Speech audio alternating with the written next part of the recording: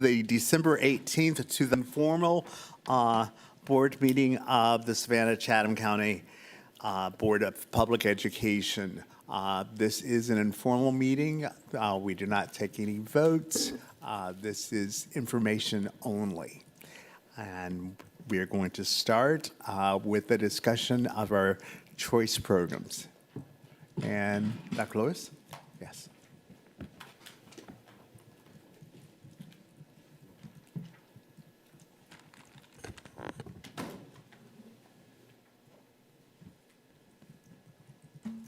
Good morning, everyone.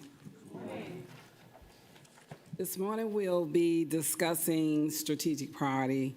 Number one, student growth and achievement for choice-filled futures.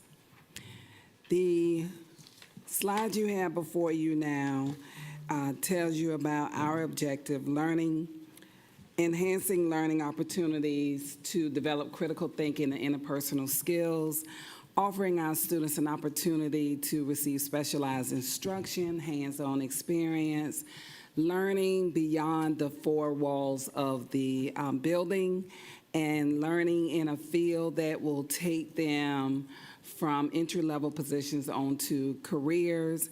And our focus is usually on from advanced academics to engineering or arts, and our students really have hands-on experience. The slide before you shows our choice program timeline. I would ask you to look at the appeals process timeline dates, which is February the 15th through February the 23rd. In the past, we would have issues with parents wanting to appeal. However, auditions may have already taken place, so now we've changed that. So the appeals process will happen, so students will still be able to audition if there was a change in the decision made.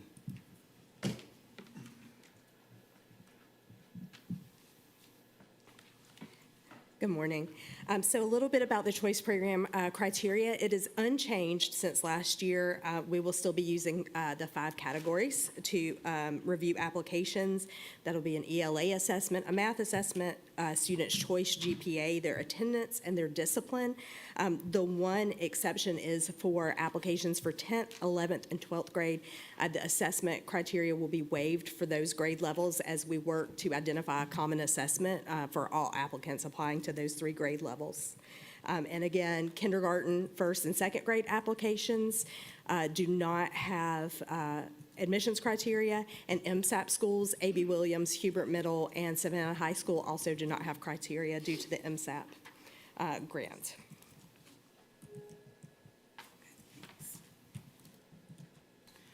Updates for the upcoming school year. I am happy to announce that we do not have any new choice programs opening this upcoming school year. However, for the school year 26-27, we will conduct an assessment to look at the programs that we have in place and look at programs that may be needed.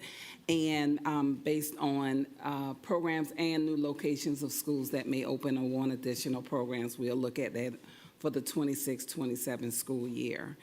In addition, the new frameworks were introduced to us in October, late September, October, of the new national frameworks for CTE at the national level. And so we will be providing more information as the state decide on which pathways that we will offer as a state. These programs are very robust. Many of the programs we already offer, we do offer all 17 clusters now in the state of Georgia. They have made energy, which was offered very limited in the state, and Chatham County was one of the school districts that offered energy. That is now a national pathway, so we'll be looking at that future. We'll get information in February at our state meeting, and we'll be able to introduce that information to us as we move forward in improving our programming.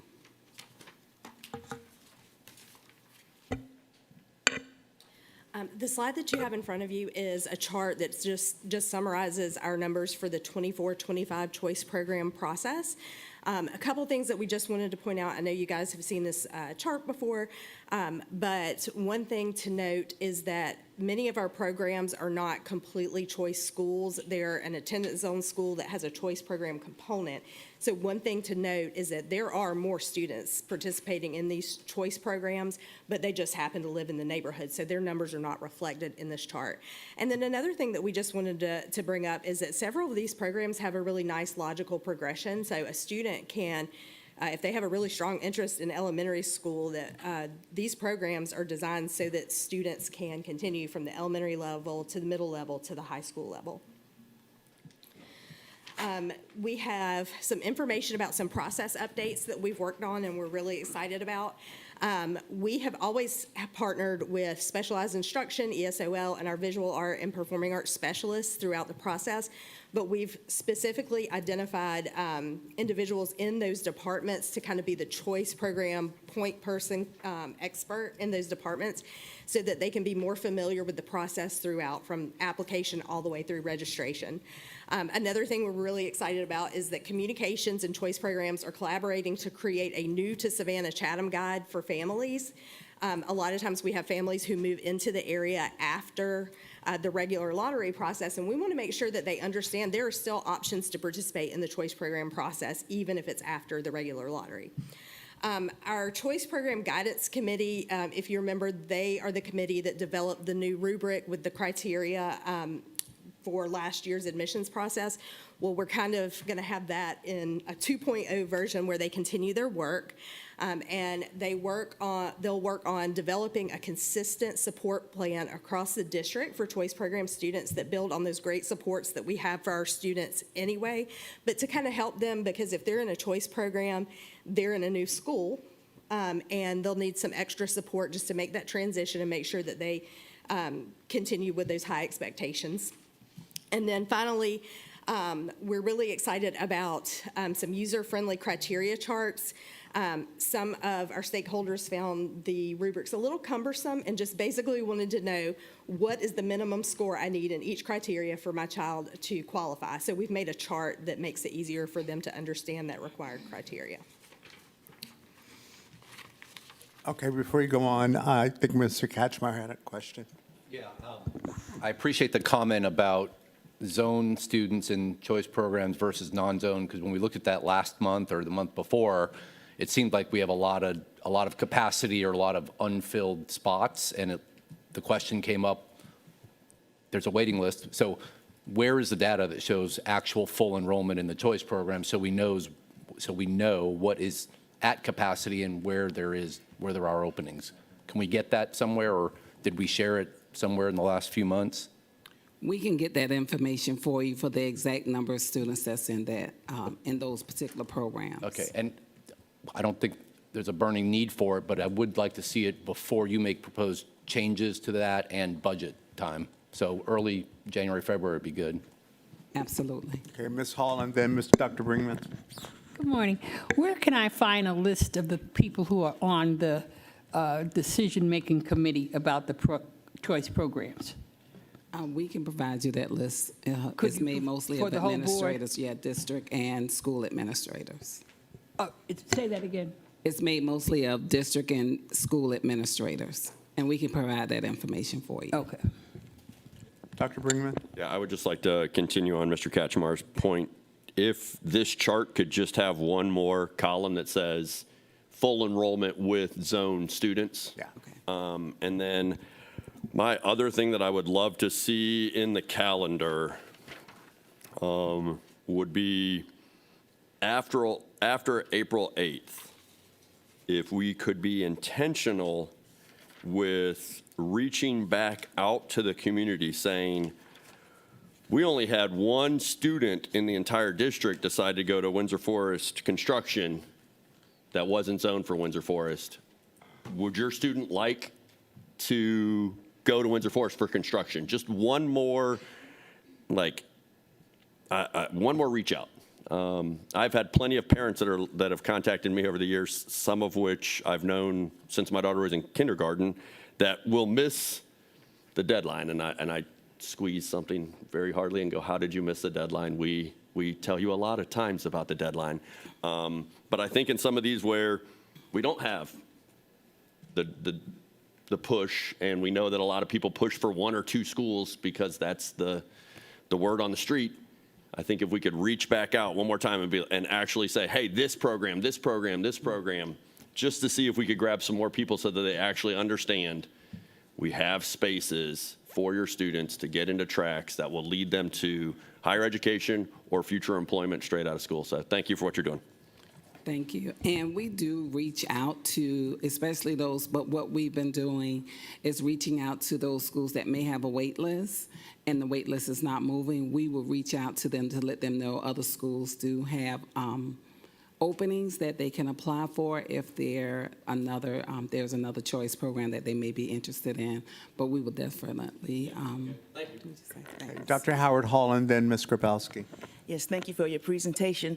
I attended a neighborhood meeting a couple of months ago, and a parent was rather upset because she said that her child, well, she made 2 choices, and once her child was name was pulled for one, she was taken off the wait list for the school that she really wanted to attend. So what is that process once they're selected? Do they continue to stay on the wait list for the number 1 choice, or their name is just taken off? During the lottery process, if a student, for example, you have 3 choices, so the lottery runs and you're not seated at the first, the lottery run continue to run, but you're seated at your second choice, you're taken off the list physically because we don't want to tie up another seat for a child that may be waitlisted because that child may have gotten 2 or 3 seats. So what parents are allowed to do is manually put their child back on the wait list once the wait list opens. Okay. Oh, Yes, 'cause we've been doing that for years, and it's in our manual, but we'll make it when we're advertising, when we work with communications to let them know. But parents do know that they can manually put their child on all 3 additional wait lists, as many as there are available. I think she was thinking that it would stay on there since she didn't get selected. So that's probably, communicate that so they understand. Right, but once she's seated, Yes. she's accepted that seat, but she can manually place her name Okay, on it. thank you. Right. Okay, Ms. Grabowski. Thank you for the update, and thank you very much for the updates on the communications. I love that we're doing the new to Savannah-Chatham guide for choice programs. I think that will be very helpful for existing families as well, not just the new families that come in. And as we are looking in the upcoming year at what the new choice programs are, Dr. Howard Halls was going exactly where, and this is something I've been asking for since I first joined the board. There are ways in which we can structure the choice process where you can still have your top choice as your top choice and not automatically get booted off of the wait list if you get your second choice. And with all due respect, Dr. Lewis, families do not know that they can put their name back on manually. I have never heard that before, and I have 2 students in the choice program and have been on the board and have asked this question repeatedly, and that is the first time I have heard that information. So if we can make sure that that is a more robust part of the communications, I think that would be appreciated. And I really hope that we will look at this process and not put the onus on the parent to once again have to go back. Like, there are ways to do this. There are other districts that do it, and I'm confident that we can get there as well. But thank you very much for the updates, and look forward to seeing what new communications look like. Anyone else? All right. Thank you. Oh, Yes, okay, Ms. Hall. Since it's Christmas, let me say, Dr. Lewis, thank you for everything that you do. I am very proud of our programs, and I brag about them wherever I go, and people are amazed all the time that we have the plethora of choices for our kids. So thank you for all your hard work and your whole department. all right, thank you. And we would just like to remind everyone that the Student Success Expo is January the 11th at the Civic Center, and we hope to see everyone there. Thanks. I do have a question. So, and thank you for mentioning that, because I was meeting with some parents the other day, and I couldn't remember when the expo was. However, if parents want to visit a potential choice school, can that happen? Yes, we've had parents to visit the school as well. The purpose of the Student Success Expo is to introduce the opening of the choice program, but also a lot of times when parents can't visit the school, the principals may be busy with the day of the day for schools. So there are times where they can set up an appointment, because a lot of times, even though we may have other personnel there for them to speak to, many of the times they would like to speak to the principals. So they can set up appointments to go in and meet with the school personnel, the choice coordinator. They can also ask for walkthroughs to see the program that is going on. It's just a matter of them being able to schedule their schedules, but they do also have choice night. Many of the schools do have a choice night that's coupled, I believe, with their PTA meetings, where parents can also go in as well and visit and do walkthroughs. Okay, And so, every choice program is having an open house in January. Yes. Those dates are on the district calendar. So if parents are interested, they can go to the district website and see the date in January. okay, so if a parent, these parents I was meeting with the other day, they have a child that's interested in culinary, and their child's actually in private school, and they're wanting to move in public school. So they wouldn't have known about this. So how are we communicating those opportunities? So we have quite a bit of information that we feed through communications to put it out there. It's on our website as well. If the private school does not apply, we have no way of getting in contact with them. But if they call my office, we're more than happy to give them share as much information as we possibly can, but also working closely with our communications department to make sure that information is getting out there. Sir, we'd like to remind as well, we do have a 30-second promotional that we'd like to share with the board, and this is going to be airing on broadcast television. We have external media campaign with radio, we're doing direct mailers as well, and we're going to run a TV spot here for those who are not part of the public school system. But we're reminding all of our families as well through some strategic call-outs and email blasts and through our website as well about January 11th Expo. So if we could take 30 seconds to share this promotional right now, we'll roll the tape. It's an event you won't want to miss. The 2025 Student Success Expo is your chance to chart your future. Savannah-Chatham's choice programs are in the spotlight. From medical to technical, veterinary, engineering, and so many more programs offered. It's a choice you won't want to miss. The Student Success Expo, STEM, STEAM, SALT, and CTAE, we've got you covered. We'll also have student performances and the ever-popular Teddy Bear Clinic. The Student Success Expo, Saturday, January 11th at the Savannah Civic Center. A wise choice to make. And of course, that will be on our social media channels as well. So we'll share that with the board and encourage everyone to help spread the word about the great opportunities in Savannah-Chatham Public Schools.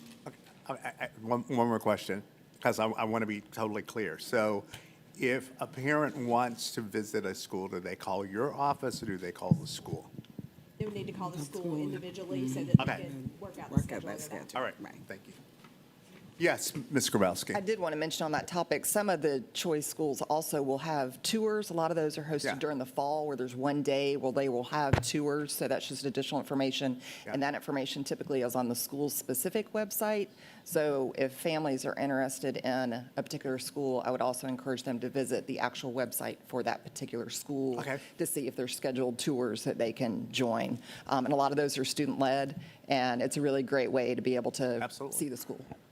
And if they call our office, we can direct them to the choice coordinator for that school. Thank you. Thank you very much. All right, so everyone received our quarterly change order report. I'm not going to have you go through it. However, board members, if you have any questions, you may ask them. Any questions? Sorry, I was talking. Any questions on the change order report that you received? No questions? Thank you very much. Thank you. All right. Next, we will have our long-range facility plan. Phase 2 and 3. Thank you. I am super excited to talk about our long-range facility plan. Specifically, we'll be highlighting today proposals for East Blast 5. But we'll also be touching on other long-range facility plan topics. This is quite a culminating event, I think, for all of us, staff, certainly the Board of Education, who has played an active, very active role in the development of our projects. And I appreciate all the feedback, push, and effort that has gone into that. But I'd also like to extend a thank you to the community, who's also been very engaged, asked good questions, advocated for things that they felt are important in our East Blast projects and our plans. This is a true definition of together we can, and together we will.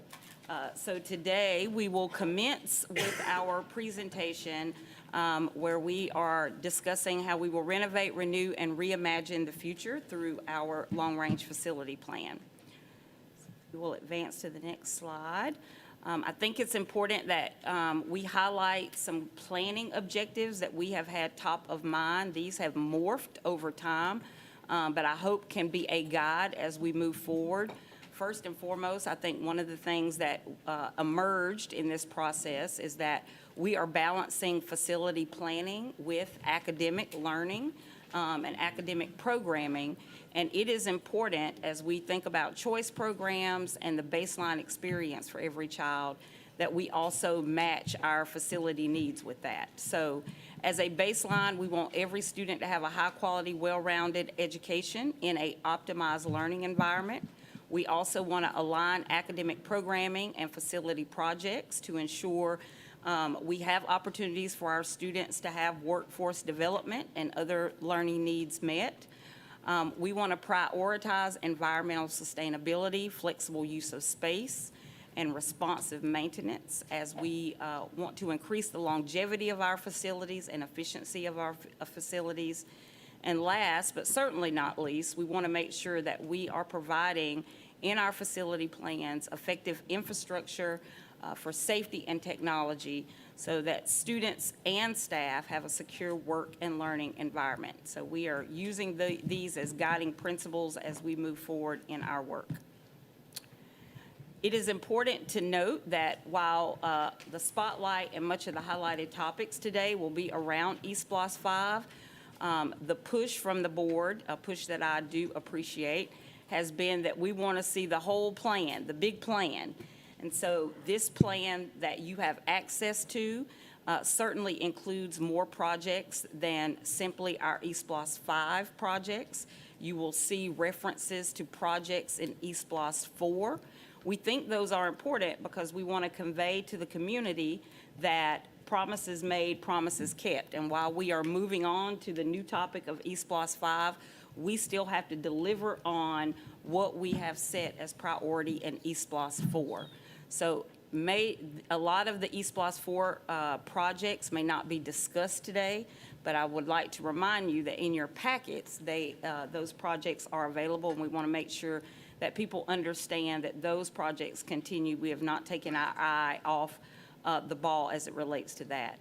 When we think about our 3 phases so far of our long-range facilities plan, we are always looking through the lens of the things that you can see on the right side of the slide. Obviously, we're making data-driven decisions with our facility conditions, our utilization, our enrollment numbers. We are also prioritizing needs versus wants. We engaged in a lot of blue sky thinking as we went into this process. However, As we looked at our budget and what was realistic, we had to prioritize, and some things came off the list. So we are definitely looking at needs as a priority. Stakeholder engagement has been very important in this process. We've engaged in several community engagement meetings, conversations with staff, and of course, involvement of the Board of Education to develop our East Bloss 5 projects, and we want to make sure that we maintain our stakeholder engagement. You'll hear more about that today. And finally, just want to lift up academic programming. Again, we don't want to be seen as facilities being in a separate siloed lane. We have to marry academic programming with our facilities and how we reimagine the future as we move forward. So those are some considerations. I love this map and wanted to make sure that I displayed it for the board and the community. I often hear Ms. Hall talk about how proud we should be of East Bloss, and we are very proud. It is an important component of our work. It allows us to make sure that all of our students are in an optimized learning environment, but it also generates income and economic opportunities for the community, and it also frees up instructional dollars that we can use on other things, and we've often heard Ms. Hall highlight that in some of the things that she said. But what you can see in this map, essentially, is that our East Bloss efforts have a wide footprint across our district. Every geographic area has been touched, and as we move into our East Bloss 5 projects, you will see the same theme and pattern. Every geographic area of our community will have an East Bloss project that they can support and, most importantly, be proud of. With that said, I'll be turning the presentation over to Mr. Sonny Batra, who has played a very strong lead role in our projects, providing data, insight, and guidance. And we have a list here of particular projects that we would like to discuss today. So I'd like for you all just to take a look at the list. Obviously, if there are other projects that you want to highlight for a discussion today, we will certainly do that, but time does not allow us to go through every single project in the presentation. So with that said, Mr. Batra, I'll turn it over to you. Good morning. So we will start with our favorite location in the whole county is Western Chatham County, and you know the reasons for it. There is explosive growth. People are moving there from not only within the county, but also from outside. So the rationale behind is rapid population growth, overcrowding in the existing schools, needed educational innovation and modernization, workforce development needs, because we want to develop our students who can fill the jobs created in the county also, limited access to high-demand programming, and significant facility improvements needed at the elementary and middle school sites in Western Chatham County area. So we are proposing to develop a West Chatham multi-complex, build a new West Chatham High School, and consolidate West Chatham Elementary and West Chatham Middle School into a new K-8. We are proposing the location, which is our existing site where 2 of our schools are there, and we have 100 acres of property. And we are also exploring a new athletic complex on that site as well. So once the whole project is approved, we would like to go into a design phase in 2025. Construction was targeted at 2027 and completion and opening in 29-30. And you see the funding, which is estimated cost for the new high school for $95 million and athletic complex $20 million. Same thing with the elementary and middle school. We are planning to develop into a K-8 school and design again starting in 2025, targeted for 2027 construction and opening in 29 and 30. That's our goal. Okay, Mr. Batra? Yes. We have a question. Thank you. Thank you, Mr. Batra. I just had a quick question to help guide me on the numbers that are provided as estimated costs for each project. So for this particular facility, the estimated cost at 95. Can you tell me whether this is a liberal number or this is a conservative number, given the rate of revenues and what we've seen in the last for East Plus? Like, So should we the perceive 95 this million number? came from, we are currently building Windsor Forest High School. It's going to cost us 94 million. Oh, okay. So this is a, Exact. this is replica. not a, yeah, so that might not be great, because by the time we get that E5 revenues, the cost for in past estimates of East Plus numbers, we've tried to project the value of the dollar at the time it was coming in. Sorry, not the value of the dollar, the cost per square foot that we kind of were estimating at the time that we would be doing the work, not now. So how should we think, all of the numbers are calculated in this way, like 2024 costs? Yes. Okay. But the world changes. Sometimes prices go up, sometimes prices go down. So I don't want to make predictions. But we have a fund which will be contingency fund, which will be used if needed. Okay, the E5 budget includes a contingency fund, Budget. so that 700 and something million has a contingency fund line item That's right. for costs that may overshoot the projects as they're presented today. Yes, ma'am. Okay, thank you. Yes, Ms. Hall? Mr. Batra, so 2026 would mainly be time spent on demolition? Yes. I mean, it has to be demolished if we are going to build a new school on K8, yes. Okay. So they may not be demolished together because we may have one working while the other one is demolished and built, things like that. A lot of thinking has to go in, a lot of planning has to go in before we do anything.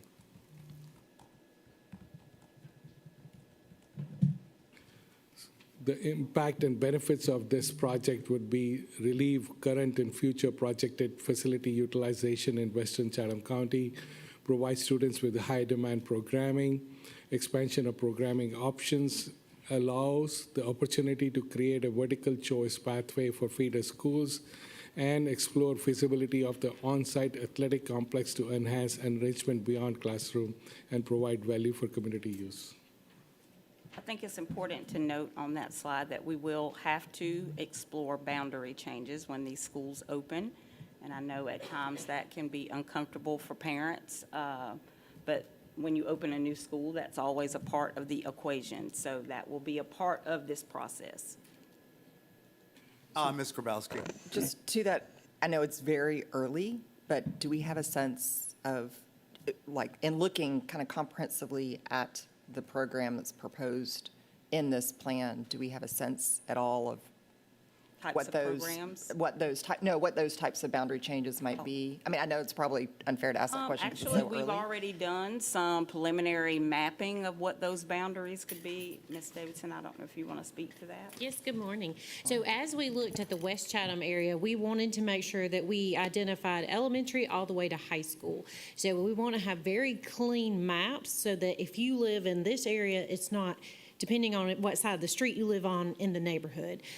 So, sir, I can get you the specifics of it, but it's very geographically. This area will go to this school, this area will go to this school. Well, and I'm grateful that we are looking at that because that obviously plays into the capacity at our other schools and how Yes, those ma'am. can be impacted. So, so that's good to hear. Yes, ma'am. Thank you. We are looking at capacity levels, hopefully at all schools as we look at those changes. Anyone else? All right. Let's continue. So next one is Pooler Elementary School. We are recommending renovation, and we have, the reasons are written there. Constructed in 1949, FCI is very high, 58.48%. The site acreage is very limited. The gross area right now is about 47,000 square foot. The capacity is 450, enrollment is 342, and utilization is 76%. There are lots of challenges to this site. It's a very old facility, and we have had some engagement meetings there. Would you like to talk about that? Yes, so this has been a longstanding conversation in the community about what is going to happen with Pooler. It began in my understanding with East Blost 4. So one of the things that we've had to do, in addition to just learning what the different perspectives are from community members and staff, we have also gone back to the community and solicited feedback from them on some potential solutions. Let me be clear when I say the reason why the recommendation is to renovate it, we have to. Like, there is no option not to renovate, even if we decide to do another academic program or utilize the building in some other way. The renovation has to be done.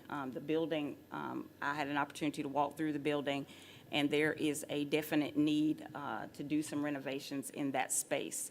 The conversation with the community has been long-term, and given those challenges and limitations, how should we be considering how to best utilize that school, and what would be the best opportunity for students and staff at that school? So what we have done is posed a survey. We've also had a community meeting with families. We've hosted staff meetings with staff, and we presented them with these 4 options. So we could renovate the building as promised. We have been extremely transparent with the community and staff about what the limitations will be. Even with a $9.6 million renovation, it is mostly going to be the systems in the building. Aesthetically, there's not a lot of additional funding for aesthetics. And keeping the community aware of that around them. There will be new buildings being built, a new K-8, a new Bloomingdale will be opening in the fall. But when they return to their building after a renovation, just wanting to be transparent about the limitations of a $9.6 million renovation. Students would be swung to Bloomingdale during the renovation, so they would have an opportunity to be in a brand-new building at Bloomingdale, and may experience some reservation when it's time to come back to a building that may not have all the amenities and the modernization that a new Bloomingdale will have. We have plenty of space at Bloomingdale. My understanding is that school is going to, the projected enrollment for next year is 285. It's very low, and I believe it's built for 1,000. 1,000. So it has plenty of space to accommodate. So as we move to option B, that was the second option that we did present to the community for feedback. Since students will have to go to Bloomingdale during the renovation, and there is a lot of space at Bloomingdale, we could just allow the students to be integrated into the new Bloomingdale Elementary, again, where there is sufficient capacity for that enrollment. So that has been an option under discussion. The third option we presented to the community is that Pooler students could be divided between Bloomingdale and the new K-8, depending on their boundary and location. So once the new K-8 is opened, obviously we know Bloomingdale is opening in the fall. Based on the zone, the homeschool zone that the family is in, they would be divided and assigned to the school that is in closest proximity to their living location. Option D has been interesting. What has emerged from our discussions around option D is that the community and staff do not want the building just to sit vacant. They understand the limitations, but they also do not want a building that has historical significance. There's a lot of pride in that community around Pooler Elementary School. They do not want it to sit vacant. And to the extent possible, they would like that building to be used for something that serves students. And so the idea of early childhood has emerged, and I'm glad to say that because we have expansion at the top of our minds as a board and as a leadership team in the district. We know that when our students have access to high-quality childcare and learning opportunities at an early level, they go on and they perform well, not only in school but in life. There is national research to support that. So our efforts in the district have been to look at expanding early childhood. There is also a demand. Currently, there are 400 names on a waiting list in our district for early childhood. So the conversation with the Pooler community that emerged was that potentially that space could be used to house early childhood, and students currently at Pooler and staff currently at Pooler could either opt in for option B or C on the previous slide. What we know is, in terms of EastBLOS, we don't have to define with specificity today what will happen. Again, I think there's an understanding now in the community of the limitations. There's a desire for early childhood. We will engage in ongoing feedback as we begin to shape and further define this program so that we can address the site challenges as well as long-term solutions with the programming, the grade level configuration, and other amenities associated with the project. So I'll pause there to see if there's any questions about Ms. Grabowski. I appreciate the creative thinking about the early childhood and certainly hope that that thinking will continue. I think one of the challenges that we know is that the state standards for the acreage required for a school are not compatible with neighborhood-based schools, which is very unfortunate.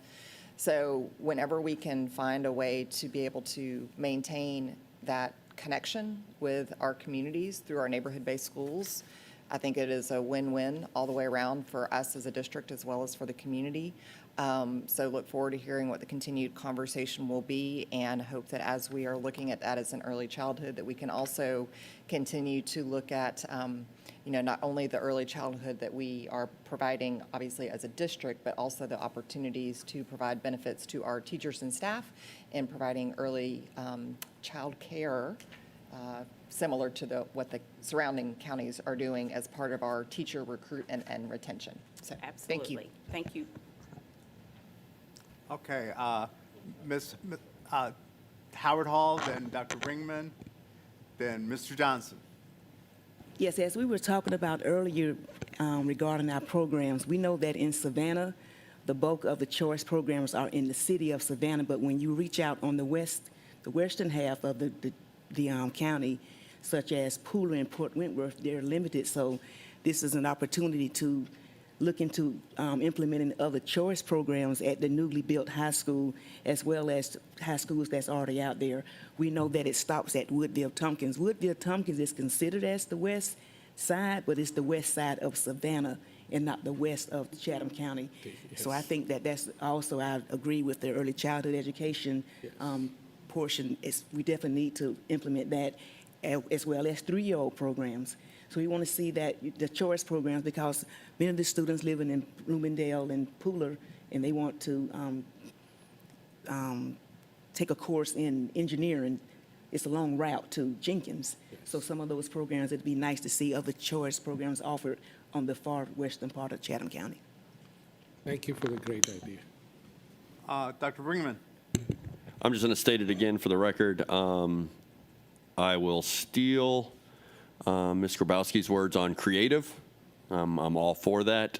Option B and C, maybe.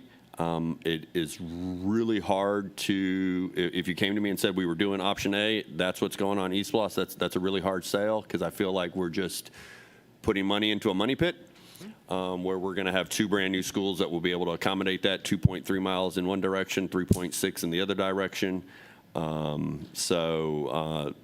Keep being creative, but I really hope we don't slide into just keeping this school open as an elementary school, and then some future board is having to spend another $15 and $20 million and continuing to put money into a building that is aged out. Mr. Johnson.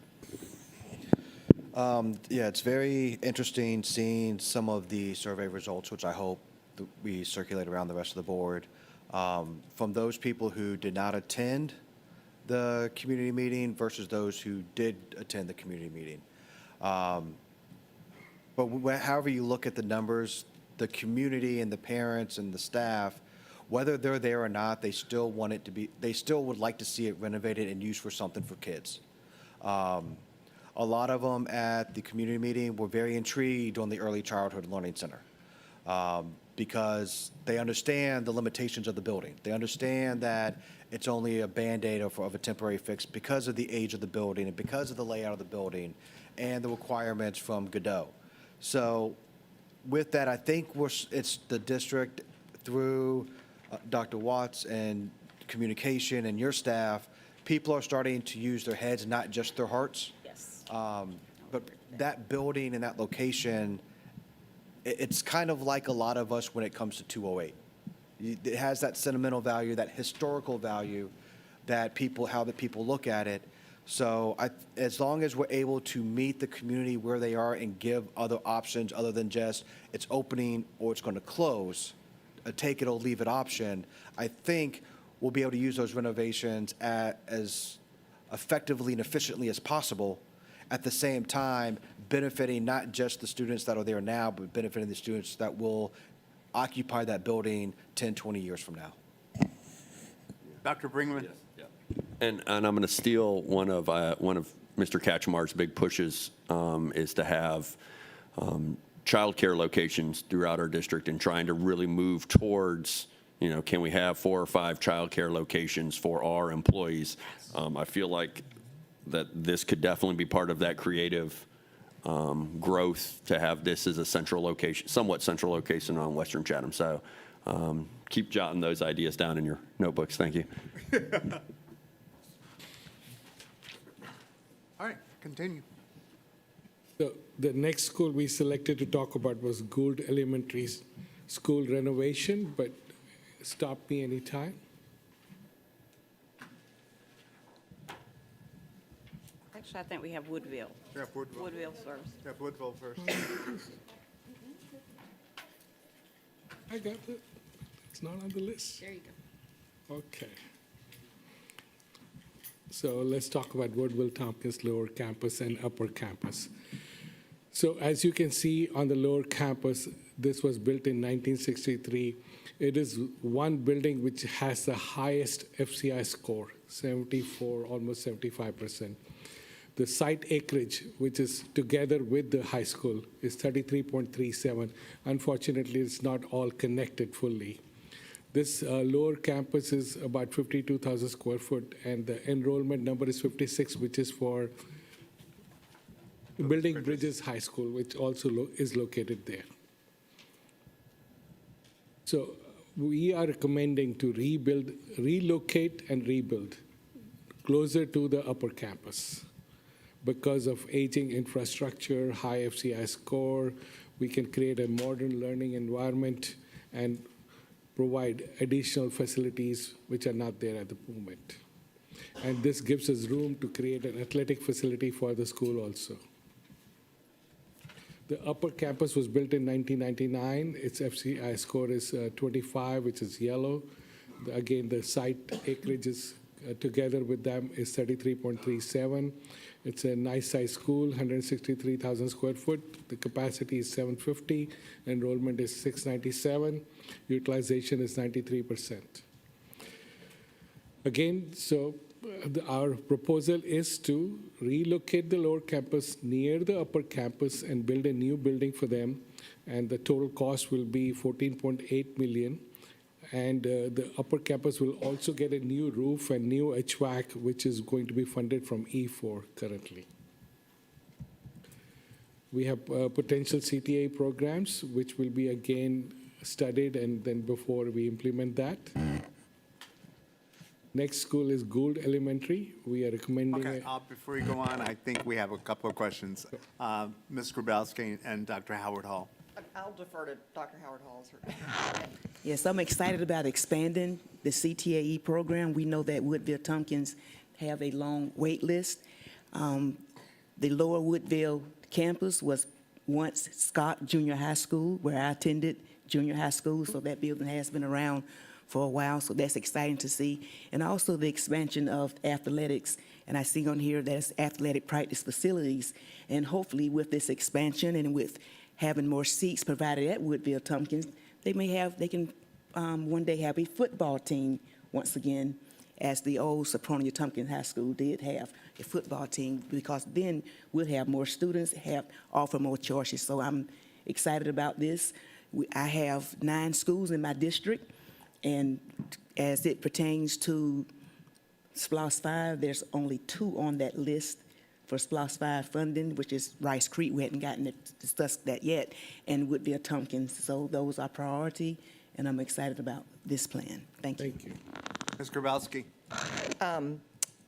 So just to clarify, are we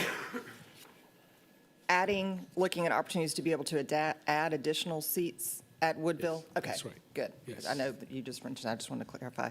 And the rebuilding at the upper campus, are we going up are we going up new floors on the, because the upper campus is pretty tight, isn't it, as far as site, as So the we are land? not going up because the base was not built for that purpose, but we will be putting a new building close to it.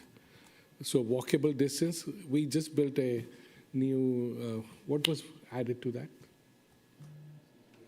Oh, no, we added recently to Woodville-Tompkins, new gymnasium. So we have walked around, and we think we can put another building close by where students can walk in, walk out, and still use the rest of the school also. Okay, It will be a 2-story building, there's no Okay. doubt about that, thank you. to get the extra classrooms. Anyone else? Oh, yeah, Dr. Hastings-Brown. Thank you. Can you give me this, and as we move in the presentation, some of the projects have construction years and some don't. Can you tell me the construction year for this project? So when we pass on March 18th, so we'll look at all the projects, then we will create a schedule. Right now, it's very hard. We will create a priority list based on your feedback too, and that's how I will be able to give you timelines. I understand, but we can't do that because we've already run out of money on projects for E4. And so depending on what the construction timeline is for E5, it's very likely that it will happen again, especially since our budgeting is based on this year's dollars and not future construction dollars.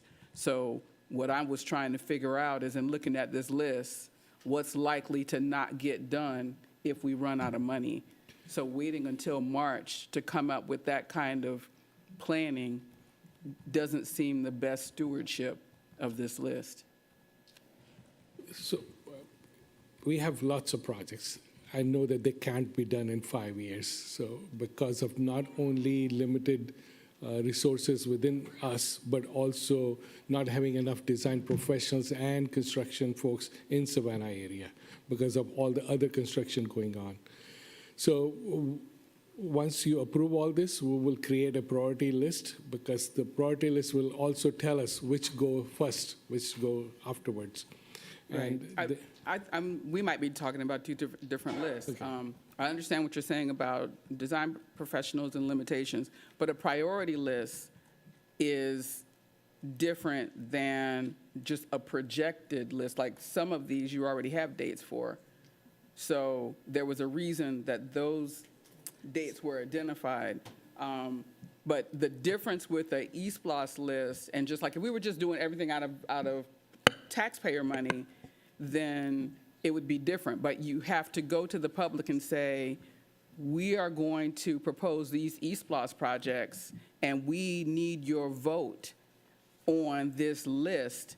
And for the community to come out and vote and say, we're going to pass eSPLOS, and not know that the things on the list are a commitment from the board, is something that could potentially erode their confidence in our ability to do these things. I think it's different to have a couple of projects that don't make it for unforeseen reasons, but this is some of the stuff that we can foresee and work on.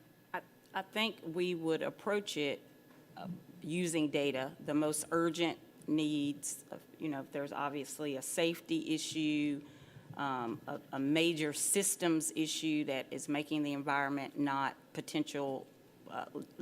good for kids, those would be at the top of the list versus some of the other projects that may not be. So I think it would be based on data, but to Mr. Botcher's point, the availability of the availability of all the experts that we need at the table at any given time would be a factor as well.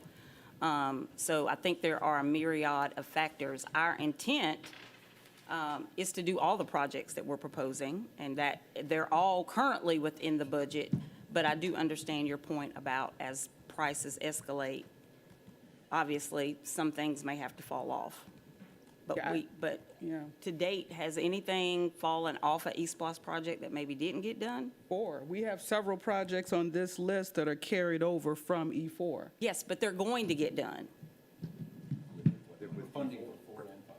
Because we still have E4. So, for example, with this upper campus renovation, actually, that one has already started. Yes. That E4 project has already started.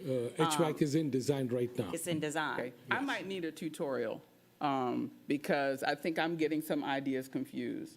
When we did the big transfer of funds from unallocated, from different unused pots to unallocated in E4, and I asked, well, how come we're doing this? Part of the answer was, well, there's some things we're not going to be able to finish, and we're going to use them for other projects. So I'm still carrying that understanding that there's some things that are unfinished. And then with this, we have a couple of projects that are, some of them are E4. There's like 7 or 8 of them that are E4. Some of them are split E4 and E5. I think, not to prolong this part of our conversation, I can just come down and get a tutorial on what projects are being carried over. But I think that what can occur is we already have our facilities plan. We already have a report of all the buildings that are in the worst condition. So you ought to be able to come up with a construction schedule that's based, if that's the criteria, as the superintendent has said, that we're going to start with the things that are falling in around us or provide an unsafe environment for young people. We already know that because we've had multiple presentations on our facilities condition. I think the other piece is, you're right, all that data is available to us. The other piece that maybe is not as clear is how and when funding comes in. So it's a timing issue on collections. Yes, and that is why I'm asking this question, because the public, when they go to vote, they need to know that we have compiled the most likely list possible. And they don't want to hear, oops, 4 years from now, sorry, we didn't get to your school. And we lived that in a previous East Bluffs, and then we did a good job of staying away from it for the most part in others. I'm just asking that we do what we can to stay away from that oops in E5. Is there a project in E4, I'm asking, that we will not get to? So the way we have done so far is whatever we have committed right now in E4. I'm not talking about the ones which were committed 4 or 5 years ago, will be done. There's no doubt about that. Okay. Okay, we can definitely arrange for that. Yes. Thank you for that question and that push. Continue. So the next topic we are talking about is Gould Elementary School, which was constructed in 1956. FCI is 43%. Site acreage is 17 acres. Gross area is 71,000 square foot.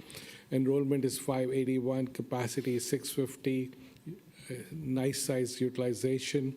This school was supposed to be merging in the DEH complex, but because of public demand, the school was kept, so this will be going through some work done.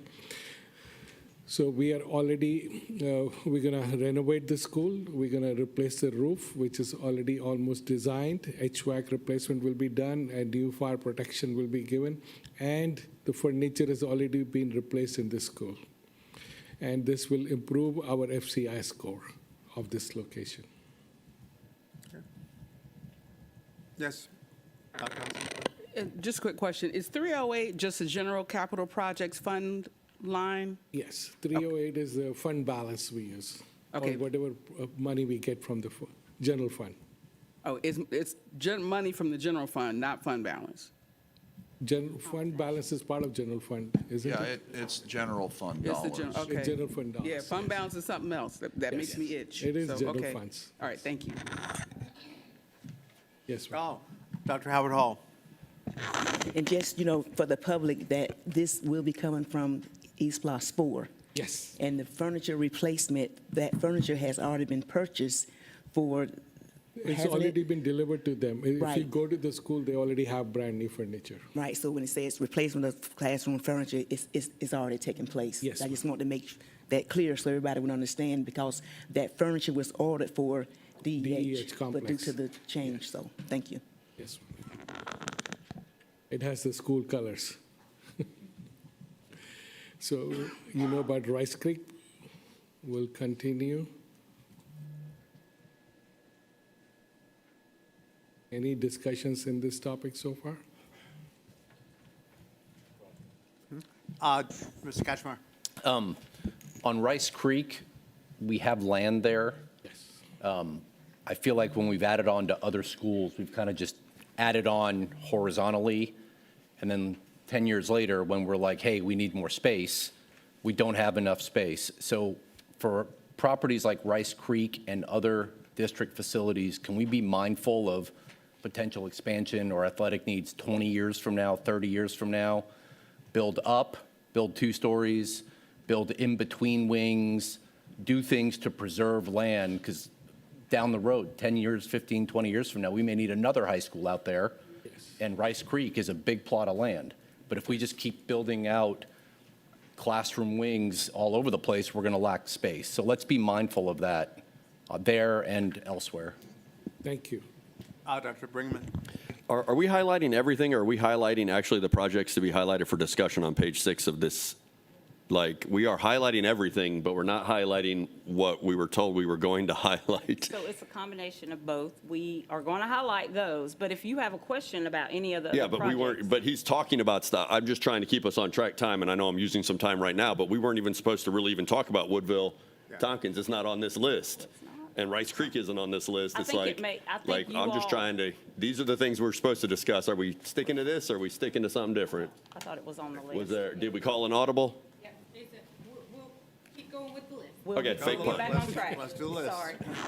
Well, thanks for Thank you, getting off Dr. track to Brinkman. Yeah, discuss Dr. Howell. Woodville. Thanks for getting off track to discuss Woodville, Tompkins, and Rice Creek. And just to reiterate what Mr. Cashmore said about Rice Creek, it's Yeah. already built up. Yes. So I'm thinking that if you expand, it would continue with that same look. Yes. Yes, the Actually, second- if you saw Godley Station, we attached the extra classrooms to the existing wings, and that's how Rice Creek will be done. Will be attached small buildings so that it will be just one walkway. Right, because that's the only school in Port Wentworth, Yes, which ma'am. originally was a 3-8, now it's a K-8. Yes. And as I speak, they are building new apartments and houses right here as I speak, so the population is really expanding out there. So in this portion, we will be only talking about Windsor Forest Elementary School. There you go. Back on track. So we are recommending to be rebuilt because the original school was built in 1963. It has a very high FCI score. We have plenty of site acreage, and the enrollment is 444. Current utilization is 68%. It is an aged building. We have safety concerns because buildings were built separately. They're not together and not very well designed. It was done in parts. So it has inadequate learning spaces, and it will add to community and educational value a new building. So it'll cost us about $51.6 million. It'll be part of E5 project. And we're going to start the design in 2026 and target it to complete in 2028. The construction start and then finish it by 31.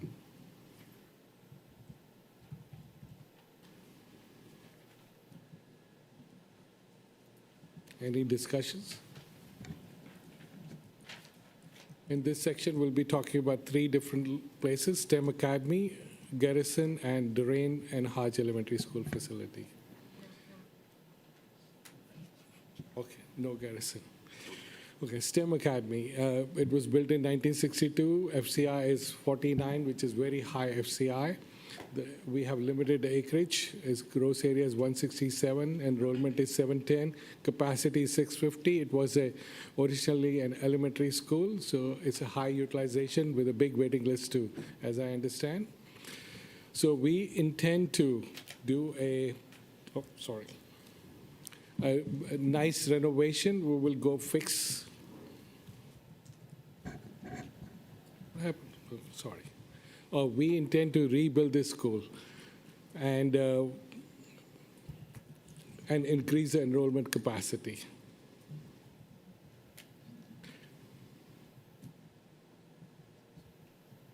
Any questions on this?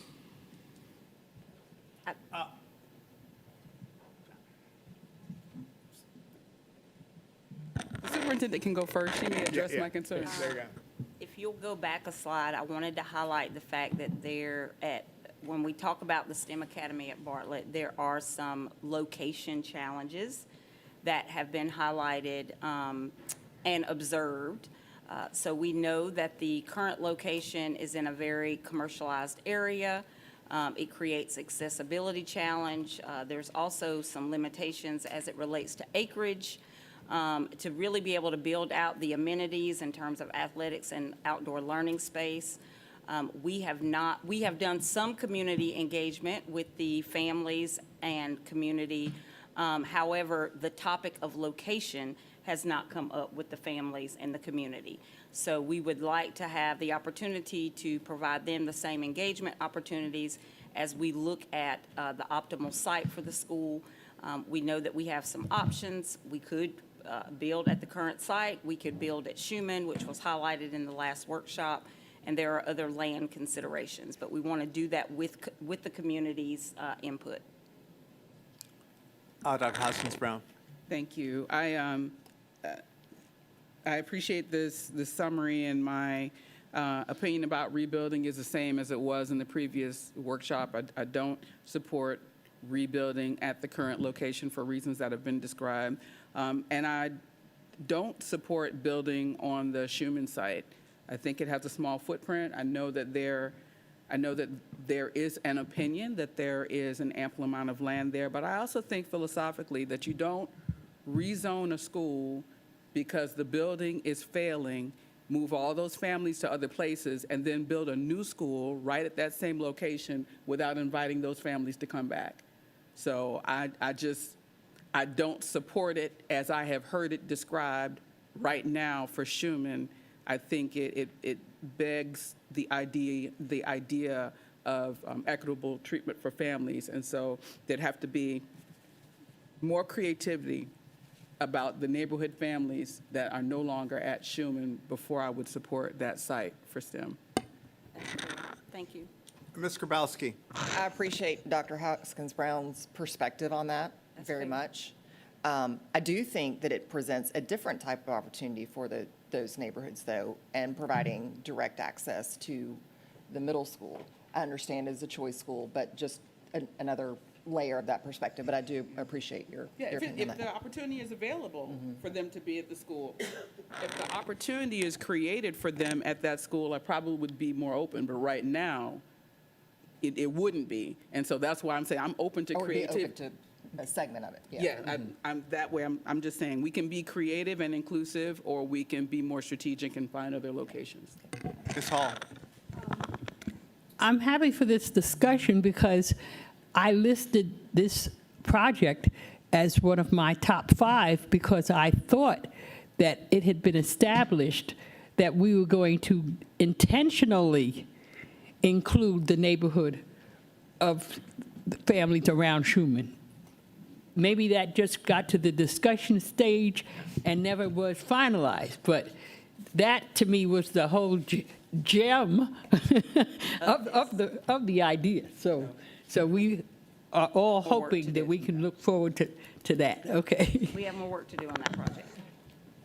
Yes, Dr. Howard Hall. Yes, because I was thinking in terms of preparing and equipping the students that attend Williams and on that pathway so that they can attend the STEM Academy. So that was a mindset that we had. And the students are forming in preparation to equip them to be eligible to attend the choice STEM program in that neighborhood. Anyone else? All right, continue. It'll be a while.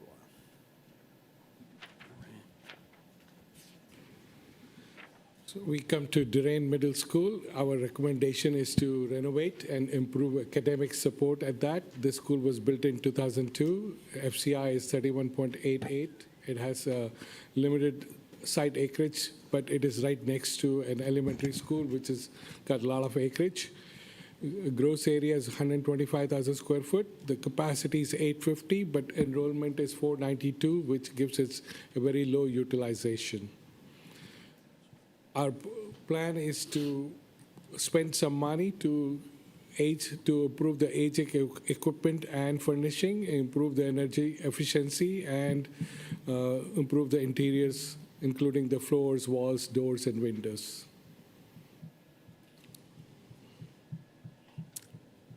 Anyone? Get the data on Hodge. We'll continue with that. You do not see a lot of need for facility updates, changes, or renovations. However, it is an underutilized space. As you can see here, there's only 63% utilization. So if you'll go to the next slide, I think this is an opportunity for us to look at better leveraging and utilizing that space. Again, around this topic of early childhood, it gives us another site in the district to not only expand early childhood learning experiences for the community, but also the topic that's been lifted up earlier, subsidized childcare for our staff. Again, there's a strong demand, 400 names currently on the waiting list, so we are exploring the topic of leveraging Hodge for expansion of early childhood learning.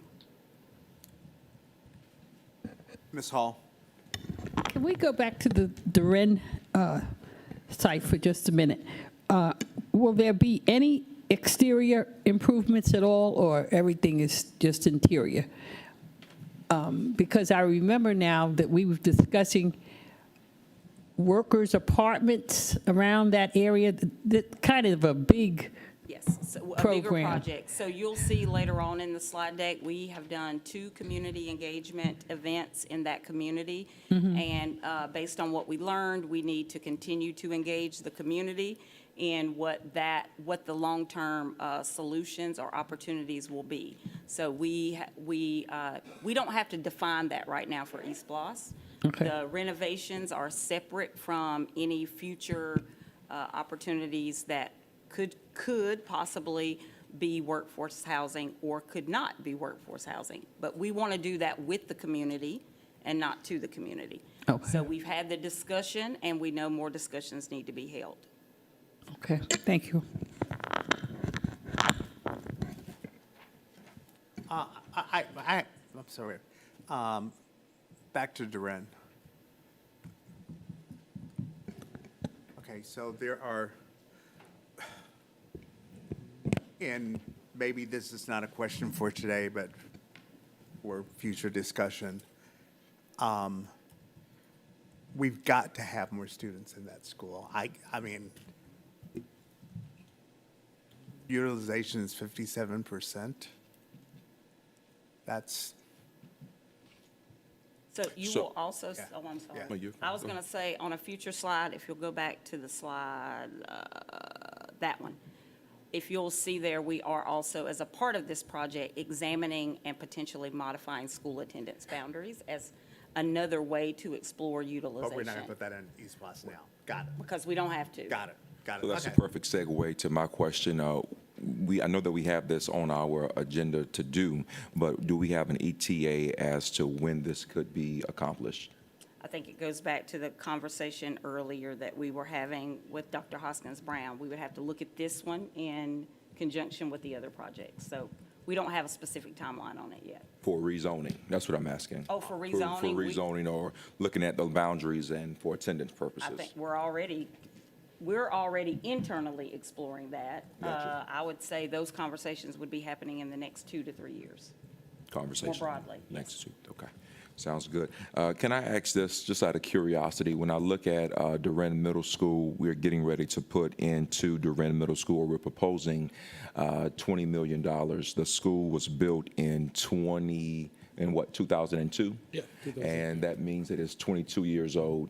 Is that a average wear and tear renovation cost or ticket Or was it a problem, respectfully, was it a problem with the builder? Was there, what would trigger $20 million in 20 years? So, I know that a lot has changed. that's right. 20 years, bringing a lot of change, but So I've noticed personally that schools built in late 90s and early 2000s were not as good as what we are building right now. right. It appears that in that same breath, there were a couple of schools that were built in the 1900s, and we're spending, $9 million to renovate those campuses. But a school that was built in 2002, we're spending $20 million. It just kind of, Doesn't make sense. well, it doesn't make sense. Right. Yes, Mr. Ketchmark. Mr. Ketchmark. When I got on the board, our two favorite words in construction were value engineering. And so in elementary schools, we took out cinder block walls and put up drywall, among other things. And when asked why, it's because we had a limited budget at the time. East Plus wasn't around. We used bond debt and tried to build as much space as cheap as possible. And I think we've learned over the years and through East Plus that spending more at the beginning to put in higher quality materials gives us a longer life cycle. Exactly. So, Dr. Howard Hall. And also regarding Duran's enrollment, they have a choice program there. So we really have to be creative in bolstering those choice programs within these schools. Also, can I ask this just for curiosity? Have we done a good job of maintaining the school on the yearly basis so that we don't find ourselves having to put in that much at one time versus a smaller amount yearly? So I came a few years ago and I started in maintenance department and we created this preventive maintenance team. And I understand that that process is continuing and actually becoming better as we go. Thank you. I will add, if you'll remember back to the planning objectives that I had at the top, maintenance does matter in the longevity of the building.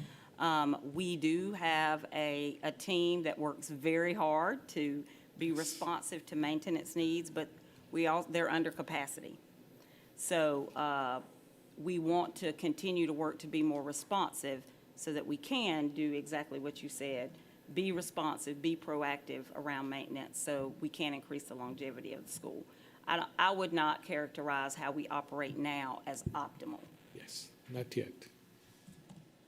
We're doing the best we can with the people that we have.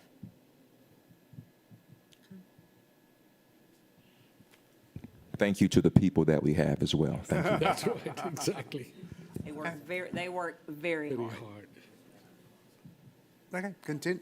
Yeah, Ms. Hall. That would be going off on a totally different tangent, but that's kind of important.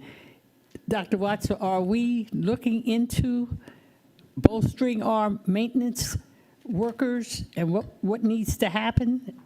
So we're not just kicking this down the road? Are addressing it from all angles. You will see, we won't discuss it today, but we'll see that, they need a building. Right now, there are some deplorable conditions in which many of them work. We are addressing it from a culture standpoint. We are addressing it from a KPI standpoint.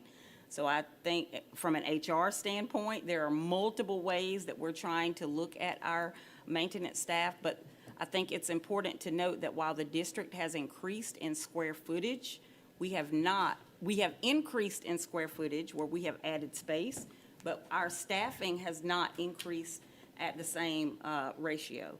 And so you've got more square footage to cover and not as many people, and those two things don't match. So we've got to figure out how to keep the demand and the staffing aligned. And training our own, I realize that that's not a, glorious pathway perhaps to think about becoming a maintenance custodian, but there are probably students who would like that. So let's do a full look at what we might do. Absolutely. Okay. Thank you for that.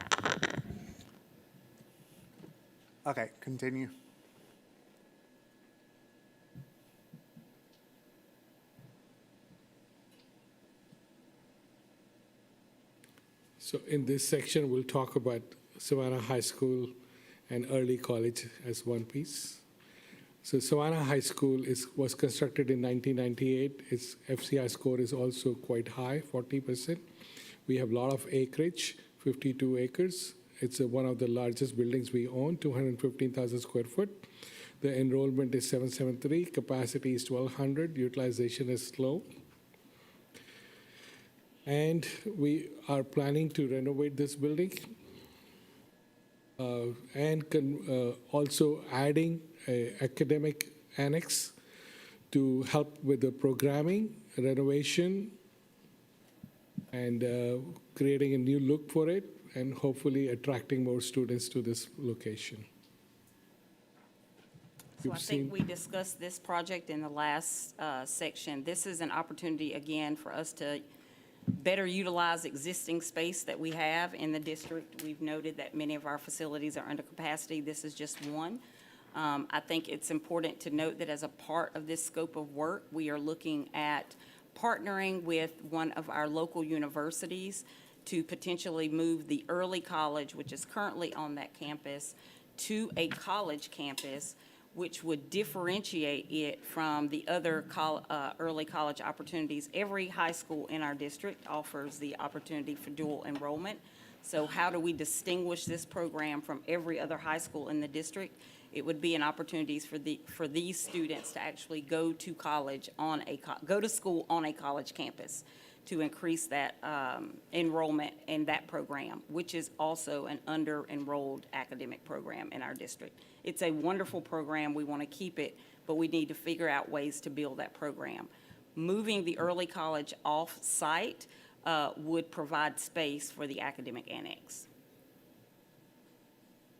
So these were just some examples of what that space could look like using ideas from other districts. And you can see on this slide the different departments that we would consider. So the departments would include those that are very hands-on, forward-facing with teachers and students, the curriculum and instruction department, art, ESOL, special ed, career and technical ed, counseling, and instructional technology would just be a few.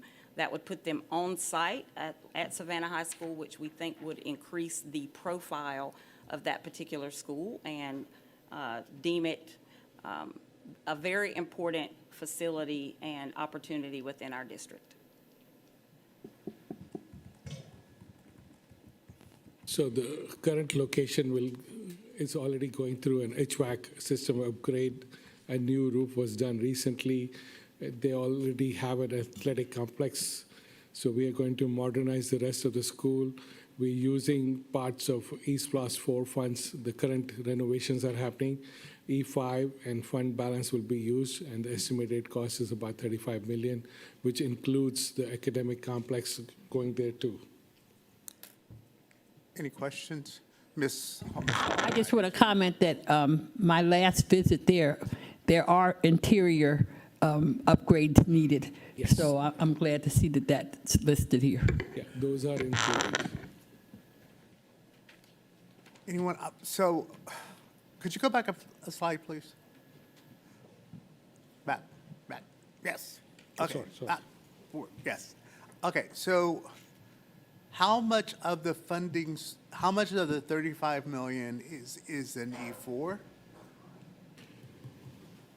But I think 15. it's about 10 to 15, yes. Okay. I don't have the exact number right now. Okay. And how much are we putting in E5, and how much of what we're putting in E5 is for, oh gosh, this is a little bit confusing for me.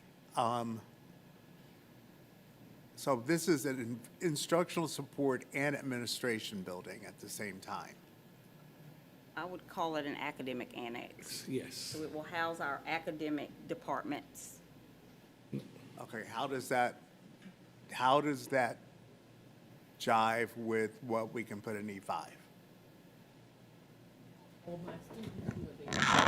All my students who attend Savannah High School, that would be the East Plus component. And like I said, the doors, they needed their Well, classrooms no, and no, those I kinds of understand things. that, but we've got administration services in there at the same time. Yes. So if you note here, one of the funding sources is fund balance, and as soon as we get to that portion of the presentation, we'll be talking about how fund balance can be leveraged to support the academic annex. I would like to highlight for the record, though, that we're using the word administration, but these are our most academic, most hands-on departments that work specifically with students and teachers. I just want it to be very clear to the public, you know, what we're asking in E5 is related to student It better be faces. pretty clear to us, too. So if Exactly. there's any East Bluffs expert who needs to review this Yeah. to see, because I think it's an ideal situation, but yeah, are we legally? Okay, Dr. Have we Hoskins Brown, crossed you our- have that question mark on your When you're face. putting in an HVAC system, it's hard to determine how much of the HVAC system is going to serve Yeah, who's going to teachers breathe? and staff, and how much of the HVAC system is Yeah. going to serve students. It's hard to Yes, parse those things out. and especially if they're sharing the same roof too. Okay, all right. So who- Mr. Moss, I'm sorry. Go Oh, ahead. I just wouldn't, who is our East Bluffs expert in this district? Who is the guru of all things East Bluffs?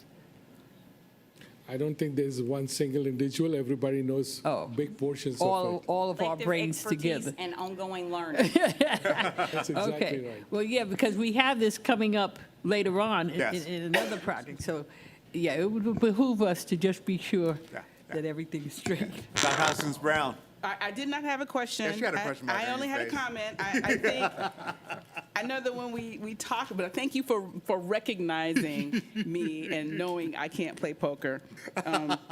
I think that with the East Blast allocation for multi-use activities, what I think we need to remember, or is my understanding, is that we just can't use East Blast money for activities that are exclusively administrative. Got it. That's right. Okay. Not that administration is only prohibited if it is exclusive of instructional Okay. support. So that's been my understanding. This made me comfortable with this based on explanations that have been given in the past. And I think it would be worth, I think it is worth $700 million to find an expert or to build one in our team. And I think the person who provided a lot of support the last time, wasn't that Lee? Wasn't that Attorney Holliday? Oh. And. Back there on the wall. Oh. Yeah, so I believe the expertise was in our legal team, and we certainly invite them to comment on this to us in other channels. But I think it's worth making that not a non-point source of expertise, but a point source of expertise, because it is a $700 million enterprise. You know, it's a non-negligible benefit to us to make sure that we're getting good guidance. Thank you.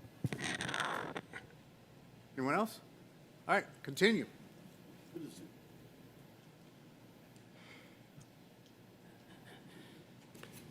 Oakland Island. So we are recommending to renovate and expand early childhood learning classrooms there. It was built in 1927. We have plenty of acreage. It's a small building. Right now, we have 20 pre-K students there. So, and there's one pre-K classroom. So our goal is to add 2 additional classrooms and spend some $10 million for that in the program, as well as upgrade the facility. Got a hand. Okay, sorry. Dr. Brinkman? Yeah, on that slide 77, that last bullet point, provide employee subsidized childcare. I'm going to keep, I'm going to run as a politician would with somebody else's idea. Catchmark's been pushing this, but I think other people along the way have also brought it up multiple times. and looking at just the projects that we were supposed to highlight for discussion today, we've got Pooler, Duren, Savannah High, Oatland Island, and Windsor. And if you go to the other side and look at that map and start circling them, that really gives us 5 strategic locations across Chatham County that could all have that childcare for our employees put into as part of these reconstructions, these rebuilds, to be intentional with this eSplosh 5 to do something for all of our staff on top of just building new buildings and renovating buildings, actually saying, and here now, programming that we've been asking for. It worked in COVID to some degree for our staff. So we've done it a little bit. Let's be intentional when we do these and say, hey, here's space. Here's some of Mr. Moss's underutilized area that can now be converted into quality rated childcare for our employees. So, yeah. Mr. Kachmar. I agree on that point, though some of our bell times are ridiculously early in the morning. So if we create subsidized childcare, but it's 3 miles away, that means you just have to leave even an hour earlier. So to the extent we have underutilized space in existing buildings that are central to an area, like I'll just use Islands, Marsh Point, Islands, Coastal are all right there. And then May Howard's down the road. If I'm staff at one of those schools, it's much easier to drop a child at Marsh Point, Islands, or Coastal than it is to go all the way on the other side of Islands Expressway, drive all the way back down to Oatland at 7 miles an hour, go all the way around, go into the building, come out. I mean, now we're talking first world problems, right? It's a luxury if we can do this, and I would love to do this, but to really make it a benefit, do it site-based as much as we can. So it's you park once, you drop your kid, you go to your classroom, or you go to the cafeteria, or you go to the bus station, or whatever your job is. So as much as we can do that, let's try to do it right the first time, and rather than make people drive to different parts of the county, if possible. I also want to highlight, because early childhood is important, and it's got a lot of discussion today, but we have to look at this also from an HR standpoint. I've been doing a lot of research across the country, and this is an area where there is not a lot of workforce. And so what I want to just be careful of is that we don't create programs that then we cannot staff. You have states across the country now that are reducing their standards for early childhood just to bring in more people to be able to work in these opportunities. And so there's a balance, is all I'm saying. I just don't want to expand and then have empty classrooms because I don't have a teacher to go in the classroom. Ms. Holland, then Mr. Kachmar. My point only was that perhaps this would be a choice for the employer to make. If I had small children, I'd love to ride the 3 miles because the experience at Oatland, to me, is an education in itself. So that would be worth it for me. But for someone else, Mr. Kachmar is right. If I work at Islands, let me drop my kid right here at Marsh Point. So I think it's a great idea. I really do. Yeah, and I 100% agree with what you said. What I'm envisioning is let's design it right the first time. So if there's a shortage of staff, let's offer monetary and non-monetary benefits to attract staff. For example, if you teach at a choice program, there's a district preference, right? If you work at this site, maybe there's some added benefit you get as working in the district. Maybe we pay more, so we attract the top talent. I mean, we're subsidizing it anyway. Let's pay more. The employee should still pay a share, but childcare can be $400 a week, $500 a week. If we charge the employee $50 a week and we subsidize the rest, and we're paying more for the quality early childhood or child care certified people, let's do it right the first time. Yep, so let's not set it up and then offer $7 below prevailing wage and wonder why we can't staff the programs. Dr. Watson, is this 0 to 6 years old? I mean, we don't want any 6-year-olds in this. We want them in kindergarten. Is this a 0 newborn? Potentially, but as a district, that's not our footprint. That's not an area where we provide opportunities. We would need to look at partners to support that. The earliest we start is 3. Let me say, in Beaufort County, my original school district, what amazing results they've received from having 0. It really is really amazing. Mr. Johnson? I just want to say I'm glad to actually see hear the conversation of subsidized childcare for employees. But I agree with Mr. Cashmore about being strategic where those locations are, because we do have like islands, and then what we're going to do over in Mr. Smith's, possibly do in Mr. Smith's district, and what we've done out in West Chatham with the New Hampstead campus, and what we're looking at West Chatham campus, and then creating these campuses, but let's be strategic about it. But I do like also the idea of increasing the number of classrooms at Oatland. I know my son would go out to Toddler Tuesdays. He would look forward to Tuesdays. Coming from West Chatham to Oatland it's a haul, but however, he enjoyed it to the point where we made that sacrifice to do that. So if we can get more kids involved in animals, and I know not everybody likes animals like snakes and rabbits and everything else. However, there's a lot of kids that do like animals, that like to have, squirrels crawling on them, and seeing the bobcats and seeing the alligators and seeing the bisons and the cows and everything. So giving those children that opportunity can actually spark something down the road where they go into the veterinary program at Islands High School. So it is, I know, not for everybody. However, for those kids that it is for, I think it's a phenomenal opportunity to be able to increase that opportunity. All right. Anyone else? Because I know we've got 2 big ones coming up. Go ahead.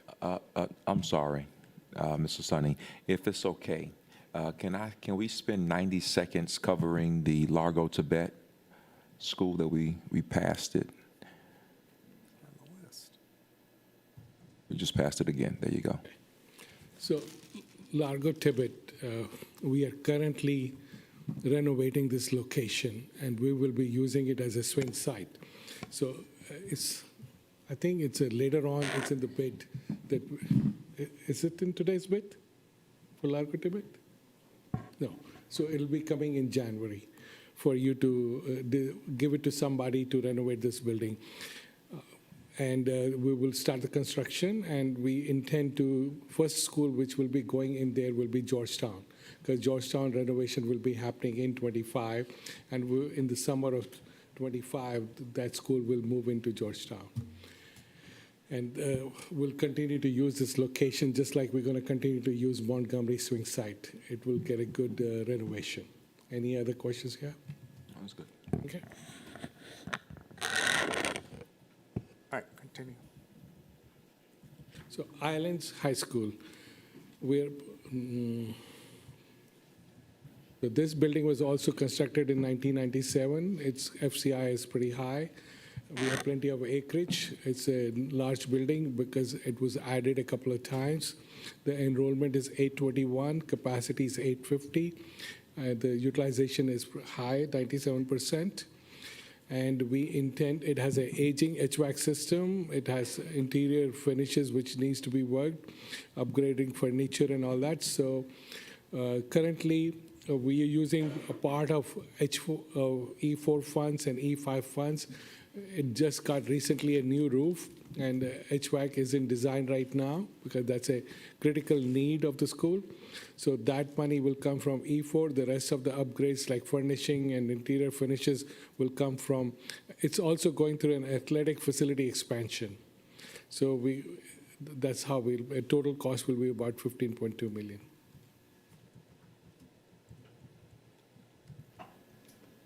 All right, we have 2 additional projects to discuss. The first one is 208 Bull Street Central Office, the recommendation for renovation around that particular facility. And before I start, I just want to, first of all, say that the topic of this building has been a long-standing one from my understanding. It's been one that's economically charged, politically charged, emotionally charged, and I'm sure many of those aspects will play out in our discussion today. I want to say, while there were times, I think, frustration on all of our parts as we had discussions about this particular building, we are where we are today because of those discussions and the push and the pull, and people in some cases not willing to budge from a certain position, and in some places, people who moved from one position to the next. And so for me, all of those experiences really create an opportunity where I want to say thank you to the board for your ongoing push and conversation around this topic of Bull Street. We know, as you can see from this particular slide, it's a building in which the conditions and the safety and health related pieces of the building structure presents challenges. Actually, I would elevate those to urgent challenges at this point. And it is, I believe, our collective goal that we are providing our staff with working conditions and our students with learning conditions that are supportive and safe and positive. As we move on to the next slide for the proposal, I would like to acknowledge Ms. Denise Grabowski, who is the board member who really, in a quiet evening in my office, one evening planted the seed for this idea and enabled us to pour water on it and grow it and take an initial concept that was discussed again in a late evening and bring it to life. And so I am excited today to allow her and others to see where we are with this particular proposal. So the concept is the Bull Street Center for Architecture and Design. We are in early concept development, and we are going with a tagline that this is an opportunity for us to say the past is inspiring and preparing us as a district, our students and staff for the future. A couple of things I'd like to highlight historically about 208 Bull Street. I think it goes without saying that it is one of the most visible and significant educational monuments of our community. It represents the birthplace of education. It has a legacy that is longstanding. I think it's also important to say that in the 70s and 80s, as a result of a lot of research, we sold a lot of our historic property to businesses, SCAD, and they are currently benefiting from space that we sold. There are only 3 historic sites left in our community. That's Charles Ellis Montessori, Savannah Arts Academy, and 208 Bull Street are the longest, oldest buildings in our districts. It is my proposal to you today that we should not sell away one of our lasting monuments of public education. The future of that building should be one that we maintain control of and be the decision makers for. So with that said, I will jump into the actual proposal. You can go on past this slide. I would like to welcome and invite you to consider the concept of Bull Street Center for Architecture and Design. It would be a visionary program that would serve our students, and it would bridge the storied past of our district with a very promising future.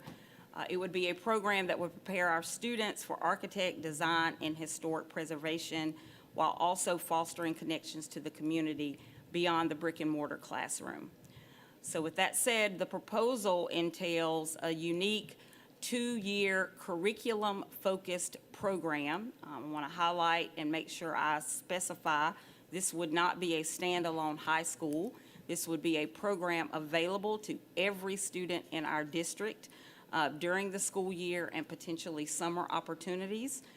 It would be an interdisciplinary approach where we would take the blend of architecture, design, and technology, and visual arts, all programs that we currently have in our district in some way, shape, or form, and integrate those concepts for a new learning experience. We would be working with Dr. Angie Lewis's team to make sure that this would be a part of our career technical and agricultural programming so that students could also get college credits. It is an opportunity to infuse science, technology, engineering, the arts, and math in an inspirational, innovation, and creative way for our students. You can see on this particular slide some of the components that we are exploring with the program. And for the sake of time, I'll keep us moving. We are also, as we continue to ideate around this idea, we are considering 208 Bull Street, that location, to be a perfect location for this experience because of the community in and of itself. We know that our downtown Savannah area is a national historic landmark district in the nation. It's renowned across the world as a place that attracts urban planners, spectators, people who come to marvel at the architectural styles that have been preserved in our community. I say it is a beautiful place to live and work and grow, and a place where our students could greatly benefit in terms of their learning. These are just some examples, things that we see every day that sometimes I think we forget the luxury of having the opportunity to work and learn in a place that offers these beautiful architectural designs that our students can learn from. The preparation for the future would include working with a variety of partners. We have not identified a specific partner, and I imagine it would probably be more than one. But we know that we have Georgia Tech as an icon in the Savannah-Chatham area, Savannah College for Art and Design, Savannah Tech, all with programs, thriving programs in the areas that would help us build out and implement this program for students. We know that students, because it's a program and access would be throughout the community, it would provide our students with an opportunity to collaborate with others beyond their high school classrooms. And I think one of the highlights that I personally am most excited about as we talk about eSPLOS, these would be students that I would want to see have a seat at the table in the design, the future designs of eSPLOS, and how we go about the process of designing our eSPLOS projects and implementing those projects. So when you speak of real-world relevant experiences, there is no better way to involve our students than in our own eSPLOS opportunities. Those are just a couple of highlights of partnerships and opportunities for collaboration. We'll go to the next slide. These, the next couple of slides just give you an idea of what the space could look like in service of our students. This would also be considered a shared space, similar to the Savannah High School proposal that we discussed earlier. So maintained at the Bull Street location would be the superintendent office, board services, performance strategy and innovation, data and accountability, communications, some aspects of HR, finance, operations and capital projects, and legal and internal, our internal audit team. We talked out about and listed the departments that would go over to the academic annex. And then you can see in that last column other facilities that we consider a part of our administrative footprint, with the student support services continuing to be housed at the Early Learning Center at Formy. That building is currently being completed. That department will be moving in. They've always been housed at Formy, so we're excited about continuing that. And we're also working on the transformation of Port Wentworth, which is another location in our portfolio. And you can see the departments that would be utilizing that space.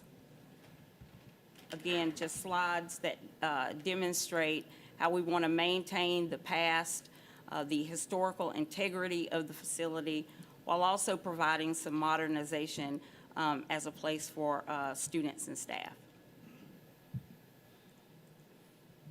Enrollment is fluid because it's a program that would be open to the entire district. All of our students would have access. We want to incorporate summer learning, obviously collaborative space, community meeting space, technology space, and potentially an on-site cafe, which would give our culinary program students an opportunity to provide service to our staff and students that are housed at that site. Here you can see the purpose and rationale. I think if you've been in 208 Bull Street recently, you know that aging might be a light word to use there. The infrastructure is not good at all, and there is a need for improved work and an innovative environment. But more, I'd like to highlight, this provides an opportunity for academic programming in our district that we currently do not have, that we feel like would be a good fit for the future of our students. The funding source for this would be a combination of EastBLOS 5, when you think about the academic component, and we would also be looking at fund balance as another funding strategy. The estimated costs, and I'm using the word estimated, I think I sent out to the board yesterday some documents that support where we got that estimate number from, but it would be around $85 million. I just want to highlight, because some of the discussion that I've had with community and also board members is, what if the project goes over $85 million?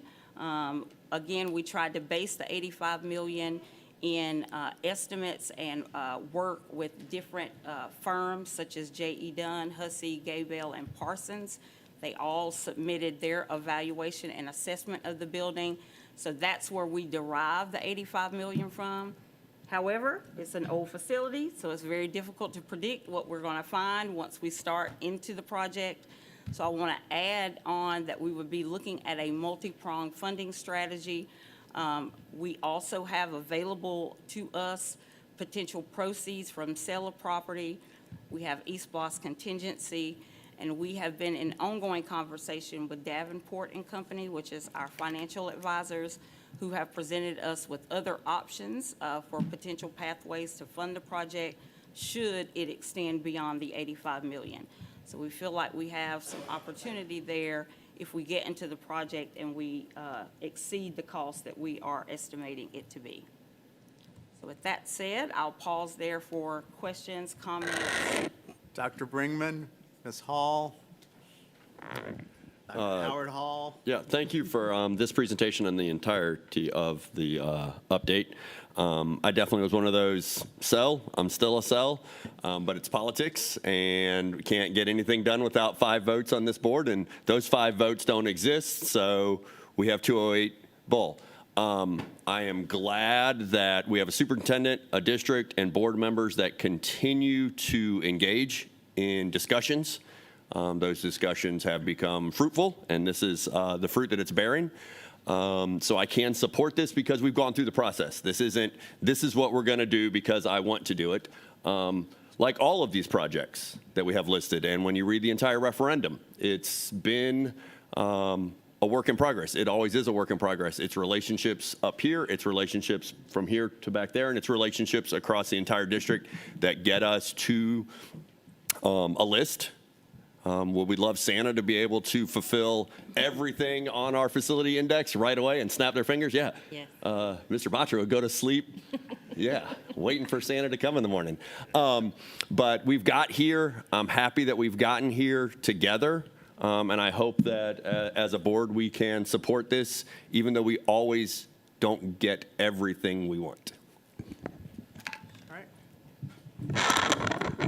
Having been on the board for 12 years, I'm just elated that we are at a point where we're going to make a decision.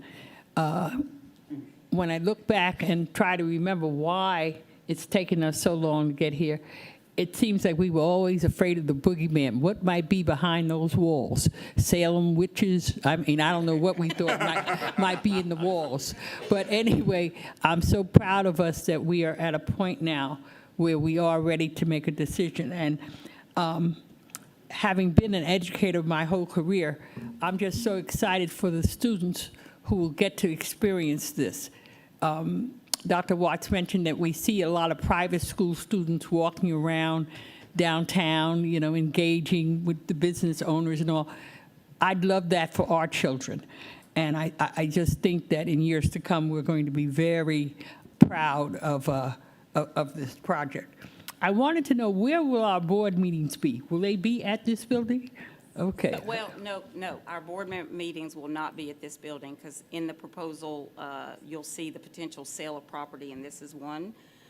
We will need to continue to engage about whether board meetings would be in the 208 Bull Street facility or at Savannah High School.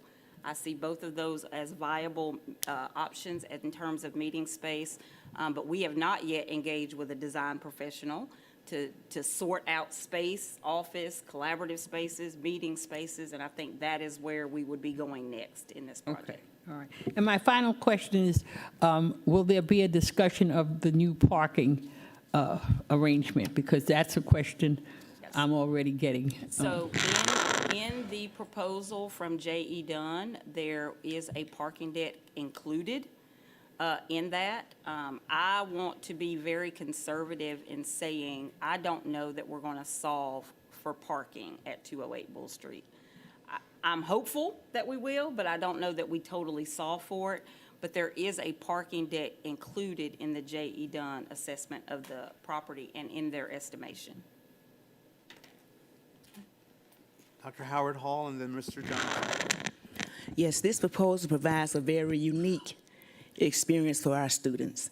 It also will allow us to incorporate not only local history, but Georgia's history and Black history as it pertains to the architectural designs of buildings downtown. There are some buildings that you just don't abandon, and there are some that you just don't sell. And 208 is one that I think that we shouldn't sell. In my opinion, it's indicative of the city of Savannah selling City Hall or the county selling the old county courthouse. 208 Bull Street is our LLC, our landmark, our legacy, and our community. Thank you. Mr. Johnson. So I've been on this board now for 8.5 years, and like Ms. Hall said, this is something that's just, it's always discussed every year, multiple times a year it gets brought up.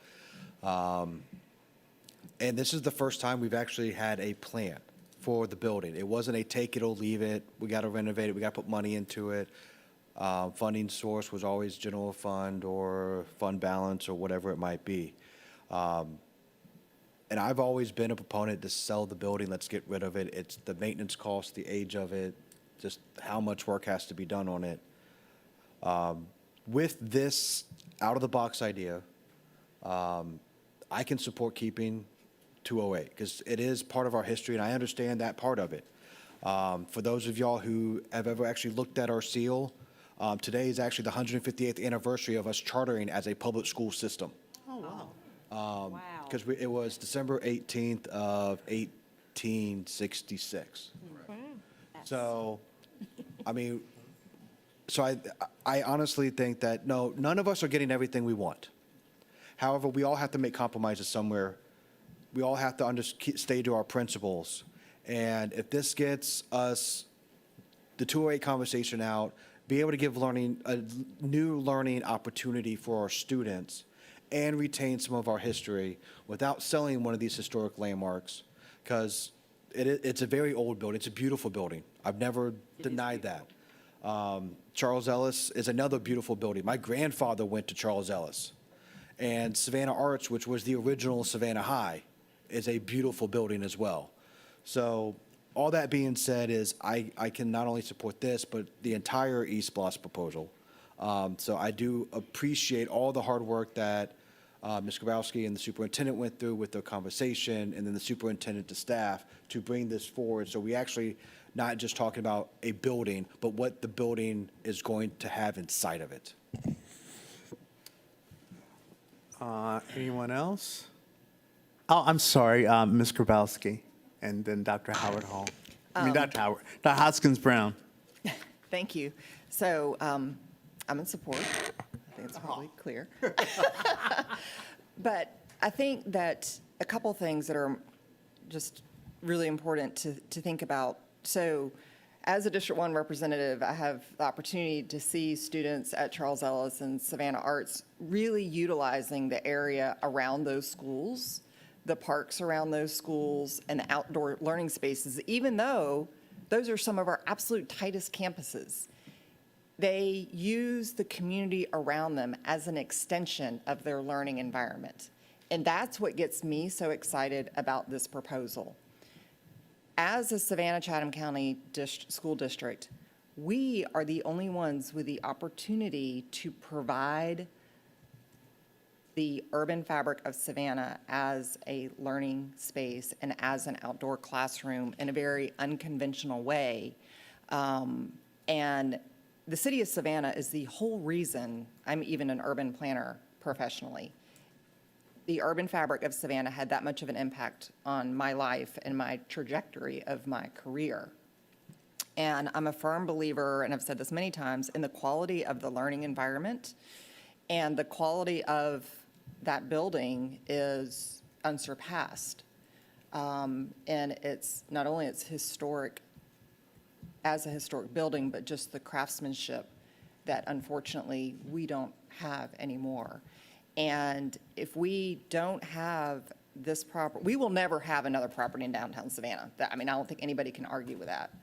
And I think that this opportunity, it is non-traditional in many ways, but I think that's an opportunity for us to really elevate opportunities for our students across the community, and really be able to provide something that can't be seen anymore. And I also think this is an opportunity not only on, I know we're talking about more from the, architecture, landscape, urban design perspective, but I also think it's a great opportunity to talk about civic engagement and civic awareness and sense of place.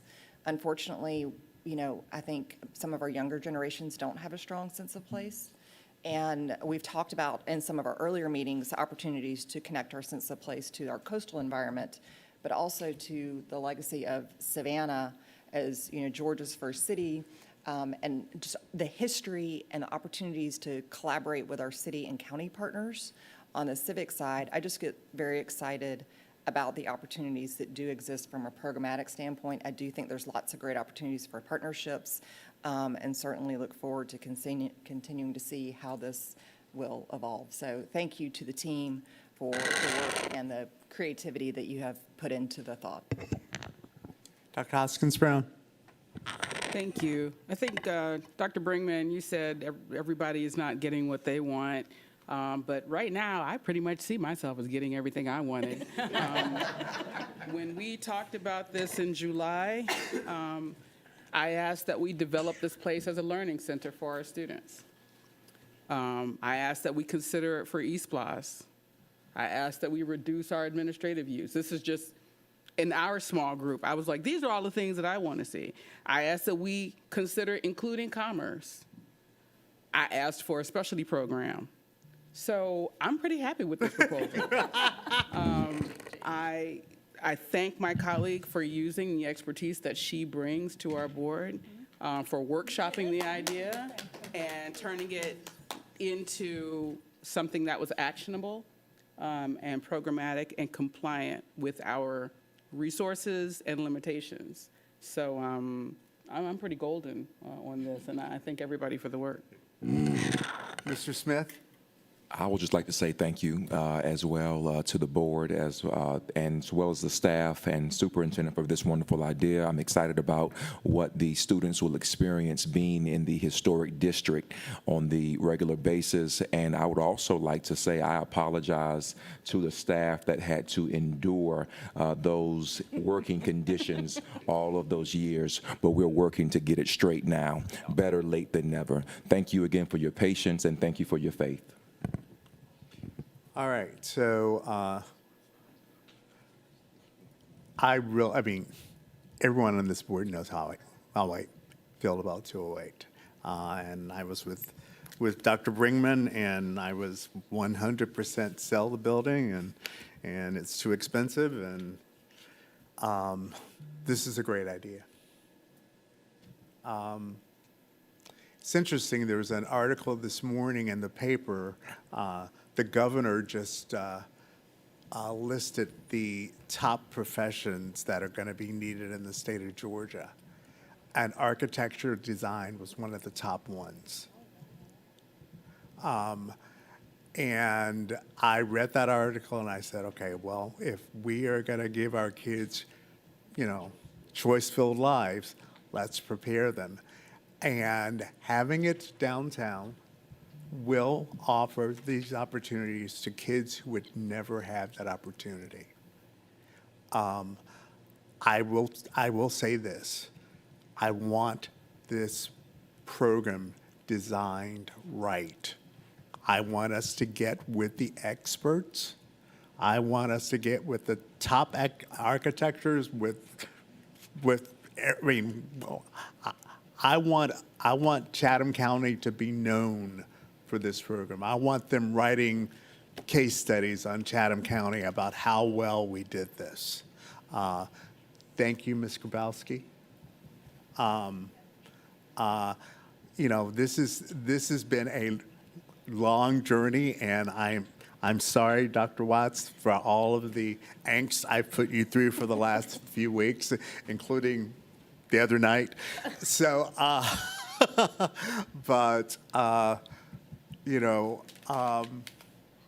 will say this, I will also say this. I want the majority of the building to be for this program. I'm going to say that again. I want the majority of this building to be for this program. And one last thing, I really want to consider adding industrial design. Ms. Hall. Dr. Watts, who will lead the charge to make sure that when this building is ready, that we have the students ready to go in and the faculty?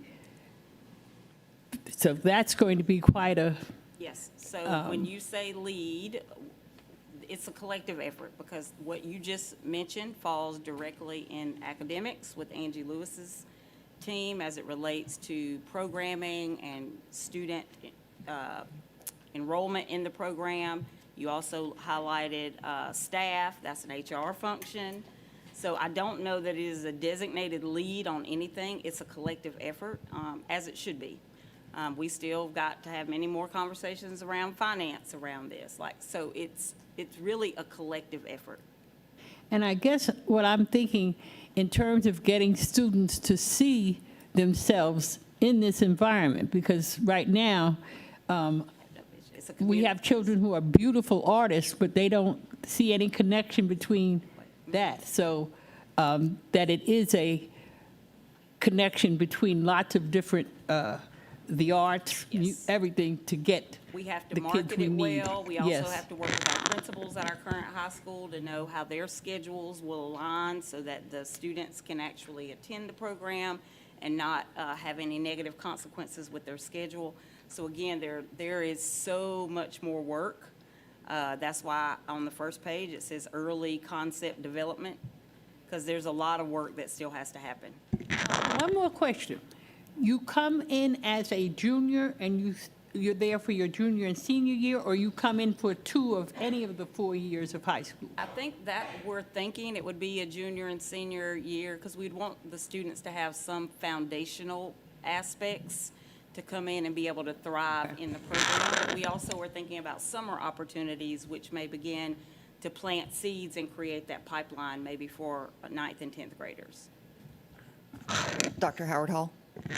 Yes, when I first saw this plan, I got emotional because my very best friend and I, when we enrolled at Florida A&M University, her major was construction, technology, architecture, engineering. But the only class that she was provided in high school during that time, 1979, was art classes and a drafting class. So to see this come into fruition is just wonderful, because it just makes me think of the struggles that so many other students have gone through once they enrolled in college without having that solid background. So I'm just super excited about this. In her memory, Melinda Prescott Goss. Anyone else? I think it might be a good time for us to pause and determine the path forward. We still want to quickly cover the charter school proposals, because that's something that you all will be voting on later. We want to just quickly go over some budget and timeline pieces, but we still have an executive session that we have to do and lunch. So I will yield and allow us to figure out how we allocate the rest of the time today. We are going We're to gonna, we're gonna, move we're gonna move transportation. transportation to January. Dr. Hoskins Brown? Is it possible that we can just have the remainder of the presentation when the resolution comes in the formal meeting? Yes, Absolutely. let's do that. Let's do that. Is that okay? Is that okay with everyone? Yes. Wonderful. And so would we Yes. break for lunch, and what is the anticipated time we would come back? Because we need to we're- inform the community. 2:30. Correct? Yes, sir. We'll get a notice out that we are going to delay the start time of the regular by 30 minutes. Okay. And that will allow you time to cover your executive session matters. All right, I will now accept a motion to move So into. moved. Wow. Y'all hungry? Bring me some lunchtime. Into executive session / lunch. Dr.